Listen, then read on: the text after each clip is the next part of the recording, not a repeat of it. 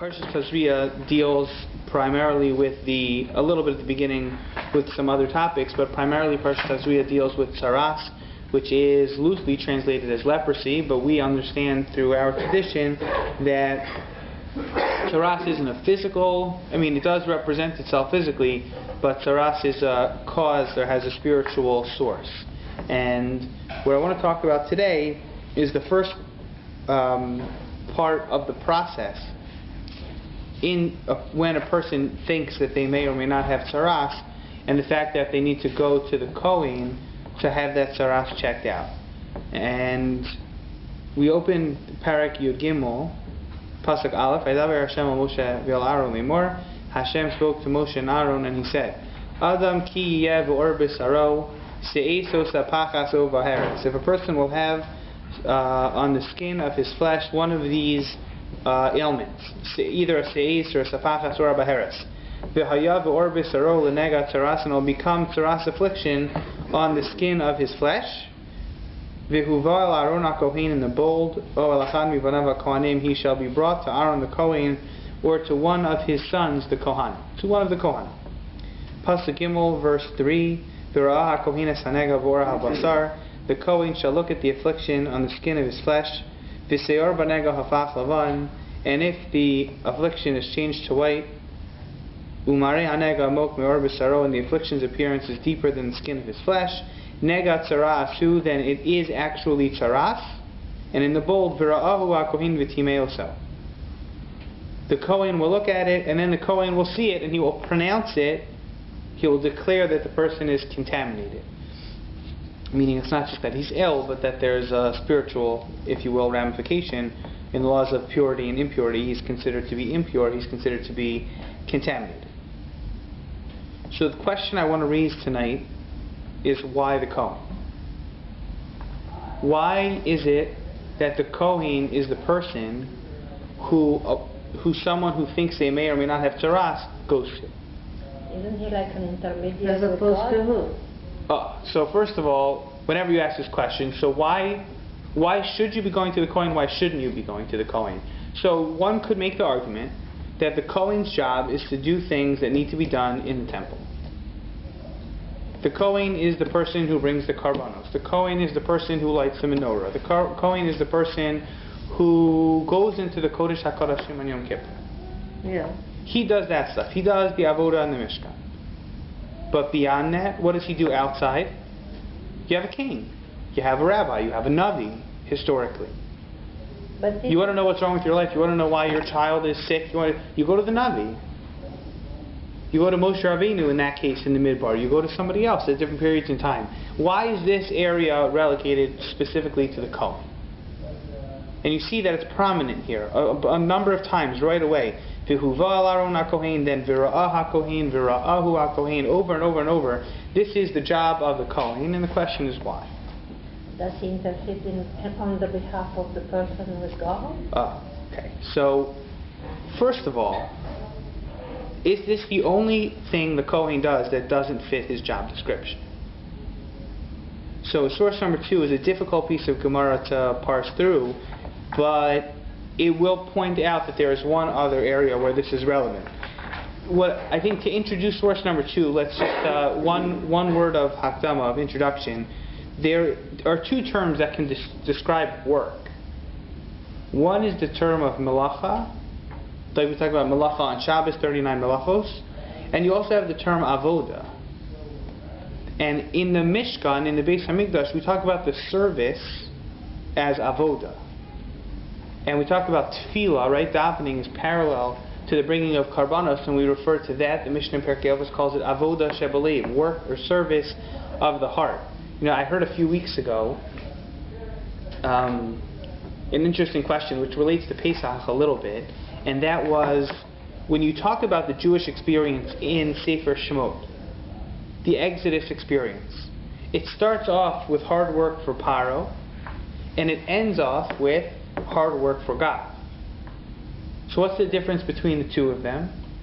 And the suggestion that I heard this person make was that the avoda, the work which Paro gave the Jewish people, was just busy work. trying to keep them downtrodden, trying to keep them uninspired. So he kept them busy. If they didn't have enough to do, he gave them more to do. But God gave us the ability to impact. He gave us the ability to be constructive. That's where we learn the laws of Shabbos from, that a person is not supposed to do constructive things on Shabbos, but busy work, carrying, that's the classic example, carrying a refrigerator up and down the stairs. From the Torah's perspective, there's nothing wrong with that. But sticking a key in your pocket when there's no Erev and walking outside, that is malacha, because that is constructive. So the argument was, when you look in the Pesach story, for that matter, when you look back in Sefer Shemot, you see avoda, vayavidu b'nei Yisrael, vayavidu Mitzrayim es b'nei Yisrael b'farach. Vayavidu, avoda, right? Ba'avoda kasha. You'll hear these terms over and over in the story. And what is the term that describes the work of the Mishkan? Melechet HaMishkan. Right? It's melacha. Right? The 39 melachot of Shabbat. So he wanted to suggest that avoda was busy work. Avoda had no purpose. Avoda was to keep the people occupied, while malacha was constructive. Malacha was productive. Malacha was inspiring. Be that as it may, the term avoda does relate to tefillah. Avoda shebeleif is prayer. And avoda also describes the work of the Kohen in the Mishkan. It doesn't mean physical work, it means service. So in source number 2, the Gemara is trying to figure out which things need to be done by a Kohen in the temple and which things do not. Which things are considered avoda, their service that need to be done by the Kohen, and which ones aren't.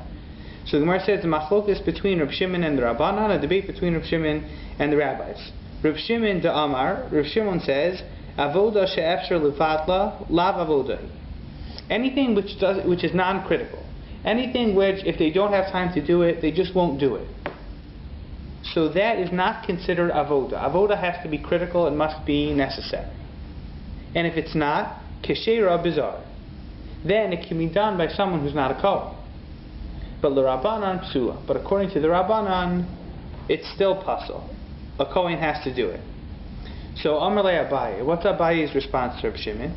V'ha shchita da'avoda she'efshar levata. When you slaughter animals, you can't skip that step. You have to slaughter animals. V'kshera bizarre. And yet, the slaughtering of an animal, when a person brings a karban, the Kohen does the rest of the work for them, but they could slaughter the animal themselves under certain circumstances. Amarle shchita lav avoda. Shchita is not avoda. Shchita is not part of the critical service in the temple. Says the Gemara, V'lo, is that really true? V'ha'amar of Zera amarav shchitas para bizar psula. Para refers to the red heifer, the para aduma, which we read about last week. And we're telling you that in general, shchita can be done by anyone. But the para aduma, the red heifer that we use to purify someone that came in contact with the dead body, needs to be done by the Kohen. So that would make sense, right? But Amar Ravala v'chuka ksiba, that it's considered a chok, it needs to be done by the Kohen. So the Gemara says, well, shani para de kadshe berak habayis. Para is not really a karban. That animal is slaughtered and burnt and used to purify, but it's not actually a karban. So the Gemara says maybe it should be a kol shekain, lav kol dekenu, kadshe berak habayis avoda, kadshe mizbeach lav avodahi. So if something that's not a karban needs a kohen, something that is an avoda, it is a karban, for sure should need a kohen. And then the Gemara in the last line in the bold, and this is the line I wanted to take away, here the Gemara throws out a very important line. Amar of Shisha Bereit Rav Idi, Midi Dahavi Amaros Nagayim. The red heifer is just like the diagnosis of tzaras. It's just like scheduling an appointment with the Kohen to have him look and see if you're tameh or if you're not tameh when you have this stuff on your body. Why? Delav avodahi ubai kahuna. Neither of them is temple worship related. The para aduma that we read about last week is not a karban. The para aduma is just involved in the purification process. You need a red heifer. You kill the red heifer, you burn it, and then you sprinkle it on the water on a person. And that makes them pure. And in our parsha, someone who has tzaras goes to the Kohen. These aren't things that are happening in the temple. Kohen's got an office somewhere, and he's seeing people that have tzaras. He's helping people get pure because they came in contact with a dead body. Neither of them are temple service, and yet they must be done by a Kohen. So our first question was just why does the Kohen have to be the one to teach Saras? But now maybe you could argue that there's a bigger picture. It's crazy. It's really crazy because he should stay pure. Oh, very good. So why do you say that? You Because bring him the most unpure, that he will deal with it. Even more so by the case of the red heifer. The cat to watch the milk. Exactly. The para aduma, the red heifer, is the best example of that because the Torah tells us that the person who purifies the impure person becomes impure himself. So it's almost automatic that the Kohen is going to become impure. He's not pure Kohen. So, right. So comes the Meshech Chochmah, source number 3, and I only saw this Gemara, source number 2, via source number 3 when he quotes it. And he wants to understand Saras in the context of Para Aduma. He wants to put the two of them together. Inyan HaNegoyim Shenimshu L'Aaron HaKohen, the topic of Saras being given to Aaron the priest, who Misisrei HaTorah Asher Atuma V'Atar Tuli V'Kohen. He says this is the Sisrei HaTorah, this is hidden stuff. L'chein Amru B'Perakama Dizvachim, our Gemara that quoted it, that they're not the job of the Kohen, and yet the Kohen does them. Jehoru Lanu HaHishtabus. This shows us the comparison. Dimarus Negoyim Toneitz Erez Ve'ezo V'Taharasu V'chein Para Aduma. Both the process of purification for Para Aduma and the purification when it comes to Saras have the same elements. Both of them require the cedar wood and they require the hyssop branch, etc. V'chein para aduma, v'heima shneim inyan tahara l'tuma. Both of them are taking someone who is impure, making them pure. V'nimtzru l'kohen lo mitzad avoda in the bold. It's given to the Kohen not because they're avoda, not because they're service in the temple and they have to be done by a priest. Tishnehem bachutz. Because both of them can be done outside the temple. So clearly we're not talking about temple worship here. So why the Kohen? Amnam Yishlomar, however one could say, Tihine Anagoyim Hine Machala Hamidvekes. Here's the most pragmatic answer I think you'll hear to this question. Blemishes, saras, are contagious. Amru b'medrash Rabba u'b'tamudim d'ksubis d'lo aylim evoi u'lechein tamei yikra. You see somebody coming and he's a mitzorah, he's inflicted with saras, cross to the other side of the street. What does the Torah command that he do? Tamei yikra. He needs to call out. He needs to call out that he's tamei to warn other people to stay away. This is what they did when they had leprosy. They had to ring bells. Absolutely. Involving yourself with something like this is dangerous. It needs very specific attention. Therefore what? So that the person who's dealing with it will keep himself from being afflicted by the same thing that the person is subject to himself. Keep himself separate. Therefore we chose the children of Aaron. This is exactly what Esther was saying. This is because the children of Aaron are already separate from the rest of the Jewish people and they're more scrupulous. The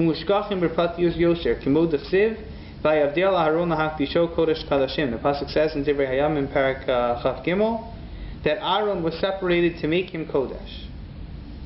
So says the Meshech Chochmah, you want to know the fanciest answer for why the Kohen needs to do Saras? It has nothing to do with the mysticism, it has nothing to do with what Saras is all about.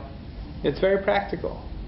You interact with someone who's going to need a Para Aduma, you're probably going to become Tamei also.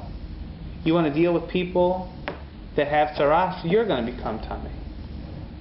You need to find someone who recognizes that he's trying to meet these people, he's trying to help these people, but he's still concerned at the same time for his own well-being and he knows where to draw the line. Practically.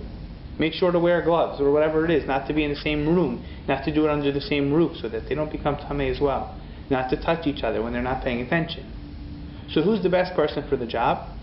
The Kohen. Why? Because this is what Kohanim do all the time.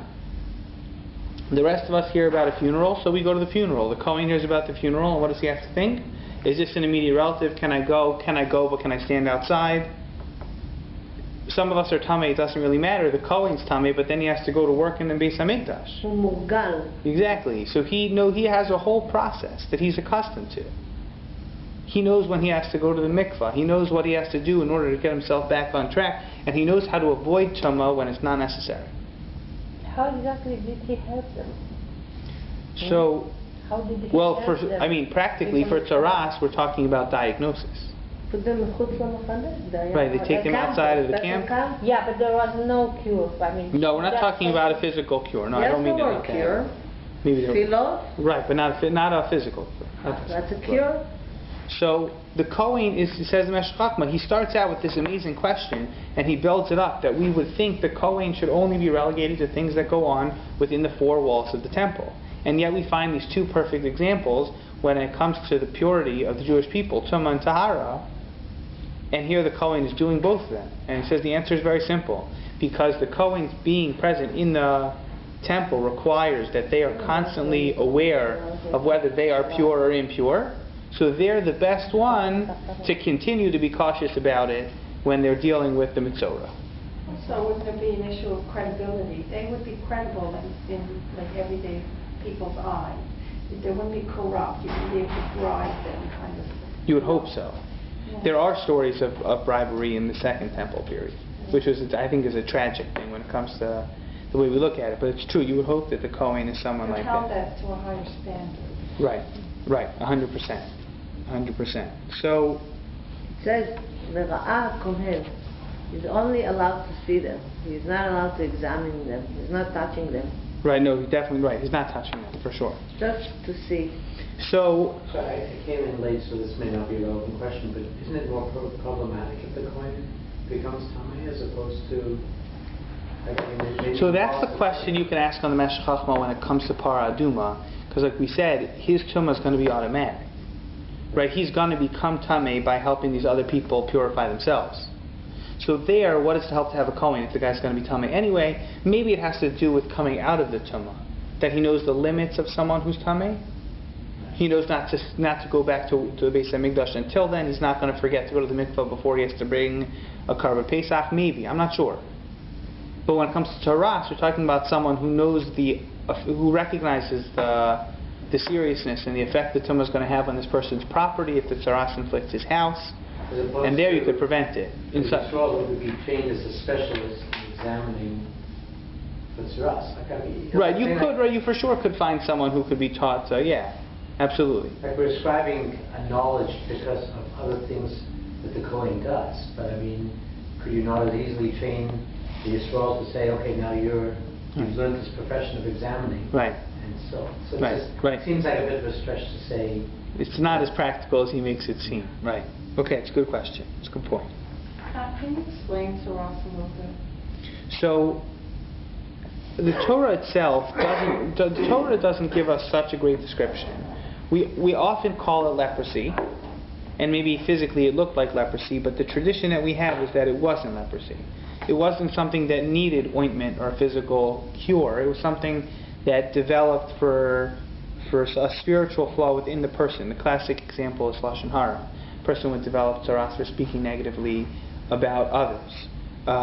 In the end of the parsha, we'll see, we won't get to it tonight, but you'll see in the parsha it talks about tzaras on a house. It says that tzaras does develop on clothing, which also kind of shows you that it's not a physical disease, and it develops on the house. And the Gemara tells us that a person who has tzaras in the house has to knock it down, and there were situations where they would knock it down and find that they were living in a house of a non-Jew, that after the Jews had moved into Israel, and they would knock down the house and they would find gold. And there's a discussion there whether tzaras is maybe a positive thing. No. Right? Although we could look at the spiritual awakening of God saying you're speaking too much Lashon Hara as being a positive thing also, maybe with not the same immediate rewards, but also being positive. But it's definitely spiritual, and there are very specific details as to what kind of blemishes constitute tzaras. And that's why you need someone who really knows these laws very well. The hair on a person's body and the color of the tzaras in different shades, that's why you have all these different terms, but I'm definitely not so clear on exactly what they are. But all these different shades of tzaras and what they're supposed to mean, and the effect that they have on the person. A person who becomes impure, the Kohen diagnoses him as being a mitzvah, having tzaras, they have to leave the camp. They leave outside the Jewish settlement, and from there, the Kohen goes out to see the person and checks if there's improvement, and when there's improvement, they come back. And the Torah does describe that we mentioned before, Tamei Tamei Yikra, that when he's leaving the camp, he has to tell people, don't come near me, very much like we historically know about leprosy, that people would keep the distance, even though when he says contagious, I don't think the Meshech Chochmah is talking about them being physically contagious. Some kind of spiritual something or other. But the way in which we relate to leprosy, that physically people were afraid to be in contact with a leper, the same thing was spiritually with tzaras in the Jewish people. Or how it can be contagious. Right. I'm not sure if he means contagious like that. Tumah, impurity in Jewish law, does transfer. A dead body is impure, and if you walk into the same room as a dead body, you become impure as well. When it comes to dead bodies, without even touching the body. Without that. Right. That's one of the complications for Kohanim. Lashon is contagious. So Lashon Hara is also contagious, it's true. Absolutely. But, because the person who hears you, he's right. already doing Lashon Hara. Right. Just by hearing. Right. It's one of the issues with Kohanim entering hospitals. The Kohen enters a hospital, and then someone could pass away while they're. It's not so unlikely in a big hospital that people pass away there every day. So Kohen has to know which areas of the hospitals they can go into, which ones they can't. Kohen can't go near a cemetery either. Okay. Right? There's certain examples of impurity where there has to be contact, but the contact can be minimal. Two people sitting in the same wagon, two people sitting in the same car, one of them is tameh and one of them is not tameh. The fact that they're sitting on the same bench could transfer tumah also. So there is that notion of contagious,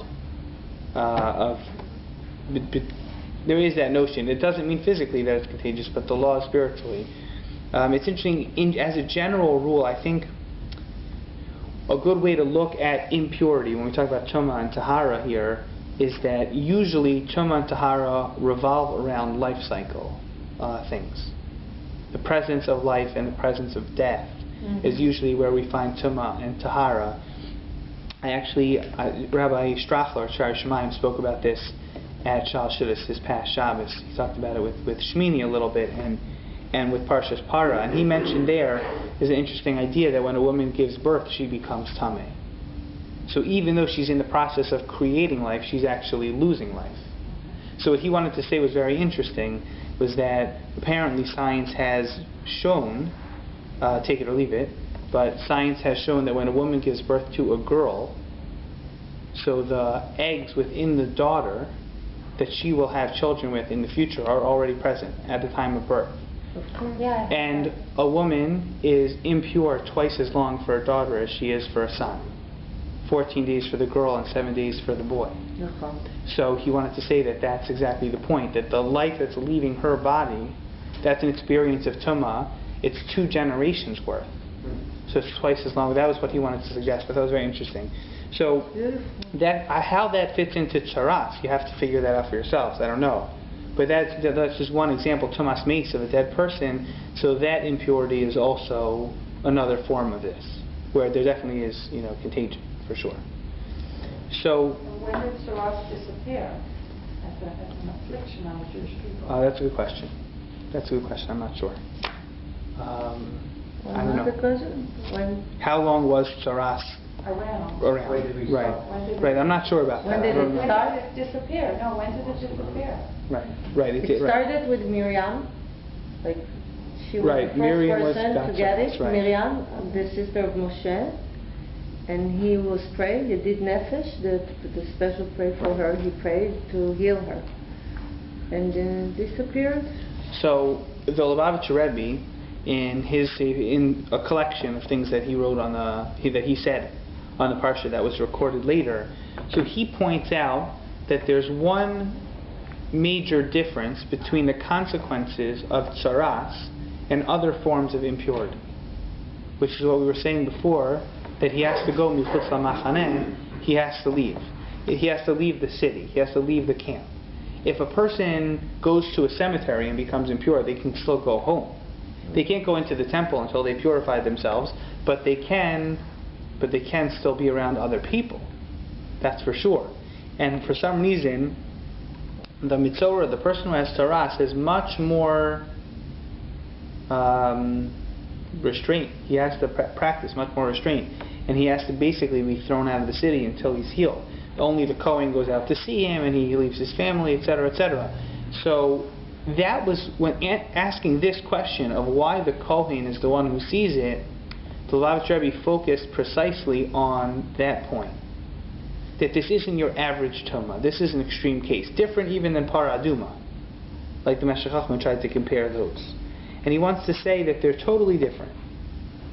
And what I think he's driving at, and what he references here, is basically that the Kohanim are supposed to perpetuate the messages of Aaron specifically. They are the children, they are the grandchildren, the great-grandchildren of Aaron HaKohen, who was a person that expressed a tremendous amount of Avas Yisrael. Aaron was a person who brought people together. He was an Ohev Shalom and a Rodev Shalom. Mm-hmm. And what happens when a person gets Saras, so he says, you're calling out to the entire Jewish people that this person is impure. You're taking a Jewish person and you're kicking them out of the community until they shape up. And when that is done, this goes back to Karen's point from before, it needs to be done not only with a sense of objectivity, but it needs to be done with a sensitivity to the sadness that comes along with this diagnosis. You need someone who would never be happy. It's such a shame that this guy has to leave town. You need someone who it's going to hurt to say, I'm sorry, you're tameh, you have to go. Aaron was the Ohev Shalom and the Rodev Shalom. He always pursued peace between people. We even talked about how maybe sometimes he took that too far. We talked about that with the Egel Hazav, with the golden calf. The Birchas Kohanim, the Varechas Amo Yisrael Be'ahava, to bless the entire Jewish people with love. That their responsibility was to bring people together. That goes beyond everything that they did inside the temple. And that's a totally different aspect to the kahuna, to the priesthood that they had, the tradition that they had from Aaron HaKohen, that's beyond the scope of the four walls of the Beis HaMikdash. And that's exactly why they are given the responsibility of dealing with Saras. That's what the Rebbe wanted to suggest. So when I heard this idea, I remember hearing something a few years back from Rabbi Mordechai Willig when I was learning in YU, and Rabbi Willig pointed us to a very interesting Gemara in source 4, the Gemara in Moed Katan on Daf Zayin Amud Beis 7b. So the Gemara asks the question, Lemimra de bekohen Talia Milsa, is it really true that this whole thing is dependent on the Kohen? It is true. V'hatanya, and I'll prove it to you. The Torah says, Uvyom heira osbo, on the day that it is shown to him, meaning the day that the Kohen is shown this blemish. So from here, the Gemara derives the following. Uvyom, on the day which it is shown to him, implies there are days sha'ata roebo, there are days when he sees, v'yesh yom she'iyata roebo, and there are days when the Kohen should not look. What are those?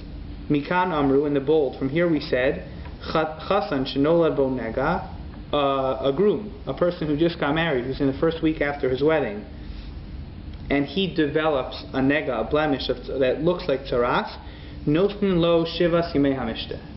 Give him 7 brachos. Leave him alone. Kohen's not available for business. Unbelievable. Lo lebeso leksuso, for him, for his house, and for his clothing. V'chein beregel, and if a person develops saras on Pesach, they don't always have Kohanim around, but I happen to be in Yerushalayim. I was Ola Regel to be at the temple. Kohen says, sorry, not available. Don't look. Right? Nosan lo shiva simei regel. Give him the same 7 days of regel. Divrei Rabbi Yehuda. Rabbi Yehuda says, Uvyom heira osbo, on the day which the Kohen sees it, there are days when the Kohen looks, and there are days when the Kohen turns a blind eye. But it gets even better.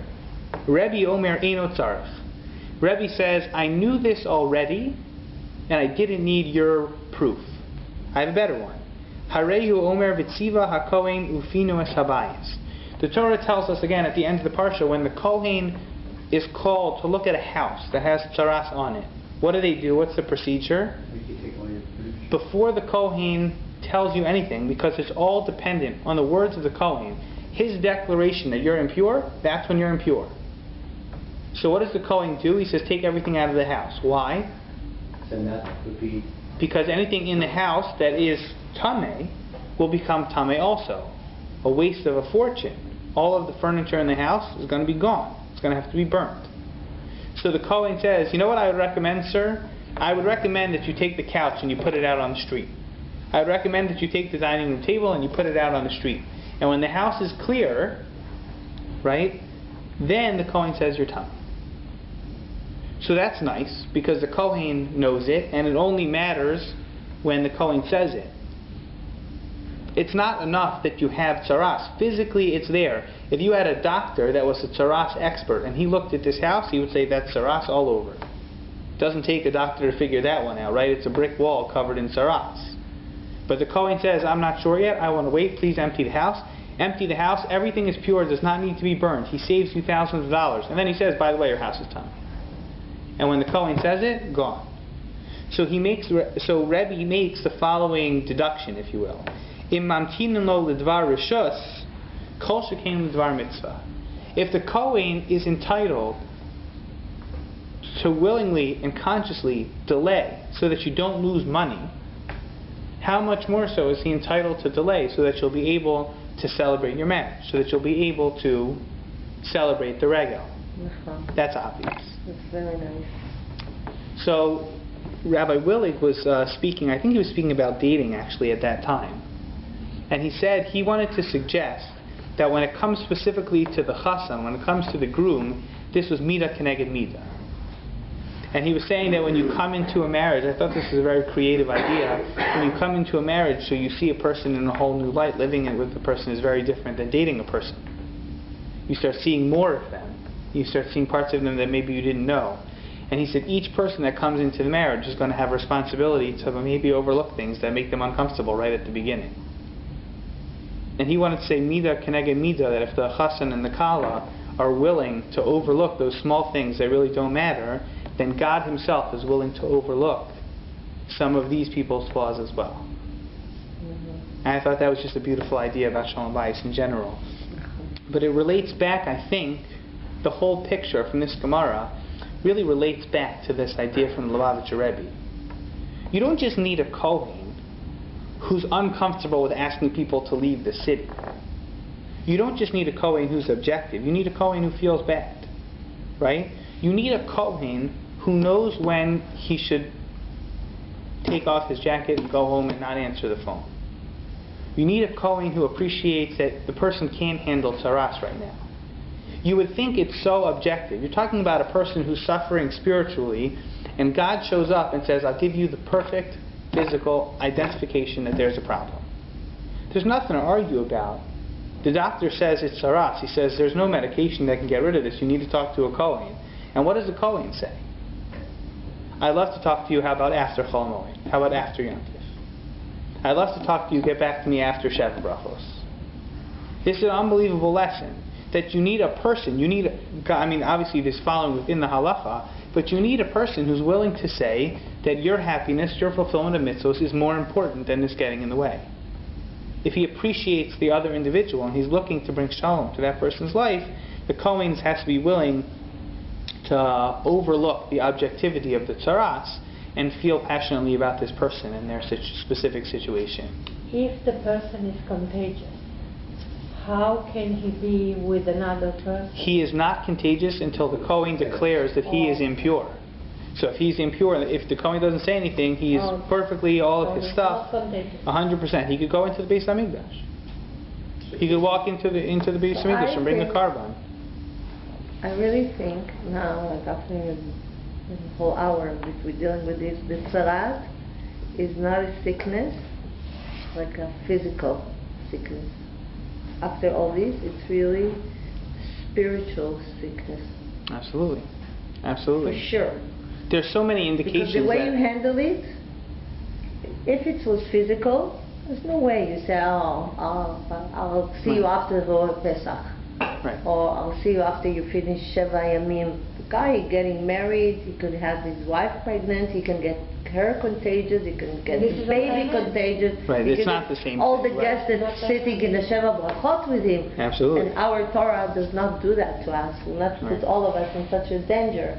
So tzarat is a really spiritual machala, and that's why we don't have to worry, and we mamash has to rely on the, But if on the it's Kohen. spiritual, how does it pass to the clothes and to the house? It is spiritual. definitely a hybrid. Why not? It's a Why, hybrid. Spiritual, there's no spiritual Well, there is- on Aron HaKodesh. There's spiritual on the Kuvim and No, I'm some talking about the regular house. Not I'm the just wondering what obligates the individual to seek out a Kohen? Huh? What? That's a good question. What obligates the individual to seek out a Kohen? I mean, if you just kept quiet about it. you So it wouldn't- does say, the pasuk Beit says, "V'huva el Aharon HaKohen," and he shall be brought. That doesn't seem like it's No, this is your optional. I'm not duty sure to go. that for sure. I You would have to guess go. that's where it comes from to If begin you're with. suspicious in yourself, they tell Right. you have to go to... I also assume, Are there right. greater consequences with respect to not having dealt with it and sort of dying with the affair of not having sought it out? It's probably That's interesting. sort of agree Interesting. there. I'm not sure. That's a good question. What about the code itself? So the Mishnah says in Negaim, I heard a beautiful idea about this once before. Kol ha-negaim adam roeh. All blemishes a person can see, meaning diagnose, referring to a Kohen. Chutz, except for himself. negai atzmo, Huh? except for the negaim of himself. So somebody said to me once that it doesn't mean that the Kohen is technically not allowed to look at himself. But this is a statement about all human beings. That it's very easy to see blemishes in other people, and it's very hard to see flaws in yourself. And they wanted to suggest that that's what that pasuk means, Tamei Tamei Yikra. When he has to leave the Doctors city, are not allowed to take care of themselves. when he said Tamei Tamei Yikra, when he leaves the city, he has to call it out. So what I saw this person suggest, I don't remember where I saw it, so I'm not going to say for sure. But Tamei Tamei Yikra, it doesn't mean he shall call out Tamei Tamei, but Tamei, the person who is Tamei Tamei Yikra. He's always the one who's accusing people of being Tamei. And the Gemara talks about this, that the Gemara actually suggests that a person who's always questioning the genealogy of other Jewish people, you should check his genealogy, you should check his yichus, from the same reason. Calling a goyim adam ra, that he's accusing other people all the time. So there's what to say about that, but the simplest explanation of that Mishnah, the correct explanation of that Mishnah, is that the Kohen's not allowed to get diagnosed himself and needs to go to a different Kohen. Okay, so now for the last one, I really want to throw this one out there and give everybody time to digest it and to maybe share their ideas, because this is a classic example of a great piece of text that's very hard to decipher because it's a little bit ambiguous. Source number 6 is going to answer our question of why the Kohen needs to see tzaras, but it's going to answer it with source number 5. So let's just look at source 5 first, and then you'll see it in context with source 6, and we'll see if we can put the two together. Amar Rava, some of this will hopefully be familiar. Rava said, V'itema Rabbi Yeshua ben Levi, and others said it was Yeshua the son of Levi. Afilu yached hamispalo ba'erev Shabbos, even a person who davens alone on Friday night, tzarech lomar vayechulu. You're supposed to say the prayer of vayechulu hashemayim va'aretz, even if you're davening alone. To Amar Rav Hamnuna, because Rav Hamnuna said, Kol hamispalo ba'erev Shabbos ve'omer vayechulu. Anyone who davens on Friday night and says vayechulu, ma'aleh alav akasuv ki'ilu nase shutef hakadosh baruch hu b'maisa breshis. It is as if he is a shutaf, a partner with God in the creation of the world. Good deal. Shenemar, but it seems pretty easy. Al tikri vayechulu. Shenemar vayechulu, as it states, vayechulu. Al tikri vayechulu ela vayechalu. What's the nuance here? Don't read it Just vayechulu. now finish. What does vayechulu mean? Vayechulu hashemayim v'aretz v'chol tzvaam, and they, the shamayim and the aretz v'chol tzvaam, were complete. What does vayechalu mean? Now And finish. they, meaning God and man, finished.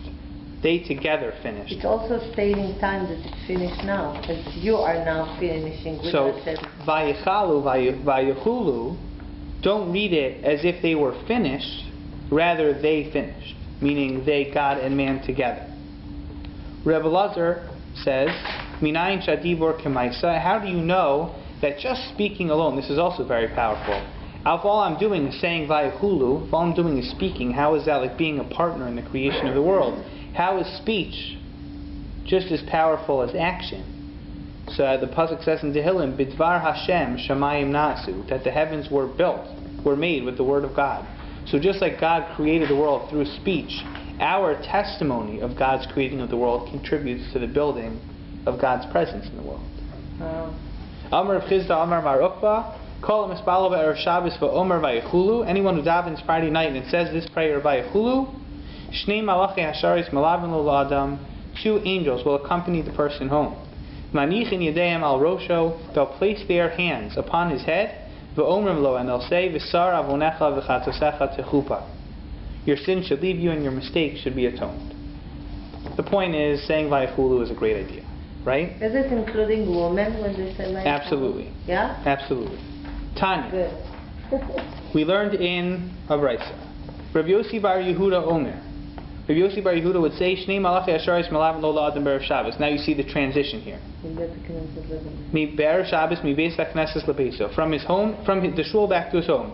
Echad Tov Ve'echad Ra. So now you know where the symbolism of the 2 little guys sitting on your shoulders comes from. It's a Gemara on Shabbos, right? One of them is the good guy and one of them is the bad guy. Okay? Ukishabal LeBeiso, they come into the house with him. Umatza ner dalak v'shulchan aruch u'mitasu mutzes. They find that the table is set and the candles are lit, and for the children, make sure to make your bed before you go to shul, right? Everything is set, and it looks like a beautiful Shabbos is about to start. Malach Tov Omer, so the good angel pipes up and he says, Yehi Ratzon, may it be his will, shetehi l'Shabbos acheres kach. Next week should be the same thing. This is a beautiful Shabbos. Your next Shabbos, you should be fortunate to have calm and peace, and everything should be settled. Malach Ra, and what about the guy on the other shoulder? One amen bal karfo. He's forced to say amen against his will. He has to acquiesce to the blessing of the good angel. V'im lav. And what happens if you walk into the house and it's a mess and there's no food and there's no candles and there's no anything? Malach Ra Omer, the evil angel says, Yehi Ratzon shetehi l'Shabbos acheres kach.